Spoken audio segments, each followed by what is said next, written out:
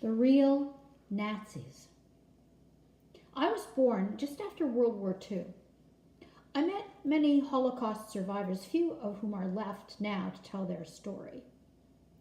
Man's inhumanity to man was never more evident than during this terrible reign of terror and unimaginable mistreatment of fellow human beings. And it was all the more remarkable because the perpetrators were people just like us. First world, educated, civilized societies. Yet, when one looks at what was done, at what these friends and neighbors were capable of, it seems more like a work of fiction than a historical happening, well documented and studied to this day. Today's Nazis are the left. They mirror exactly what the Nazis of Hitler's Germany stood for. Ban free speech, indoctrinate our youth, stop certain speakers from appearing on university campuses, forbid the study of books that don't align with their views, and threaten censorship and even imprisonment for daring to publicly proclaim differing opinions. The recent case of the very brave Tommy Robinson is a primo example of just what I mean. If you saw the video posted on the rebel media of Tommy being accosted by a police officer while he was spending time with family at a local pub, you'll understand exactly what I'm talking about. The bullying fell short of Nazi-esque tactics, of course. There was no shooting anyone.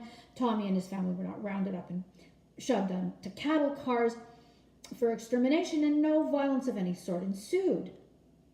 But how far, or should I say, how close did they come to doing undemocratic things to a man minding his own business while trying to spend some time with his family in the name of the law?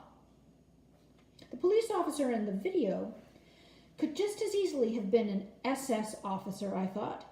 So delighted was he in his position of power over Tommy and his family, terrorizing the children and forcing Tommy not only to leave the pub, but also the city. How does that even make sense in this day and age? Well, I'll tell you how. It's the 5P professionals. Professors, police, politicians, prosecutors, and the press, of course. Now, here in Canada, we're fast approaching the pathetic state of affairs that currently exists in Europe, and most particularly Britain. With our kooky liberal government and our completely unqualified and corrupt leader, we are on the slippery slope to our own version of Nazi left loonyism.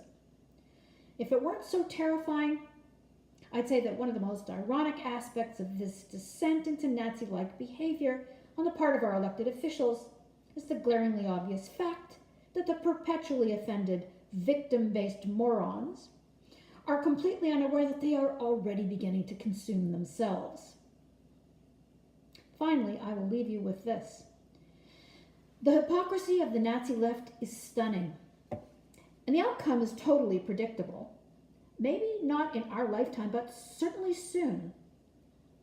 The Muslims will do what they have been saying they would for several centuries, establish their third caliphate. And if the liberal West doesn't wake up soon, we will all pay the ultimate price. Submit or die. That is what the Islamists, besties with the liberal left for some unfathomable reason, have been saying since they lost to El Cid back in the 11th century. They will best even the Nazi lefties at their own game. And there's nothing ambiguous about that.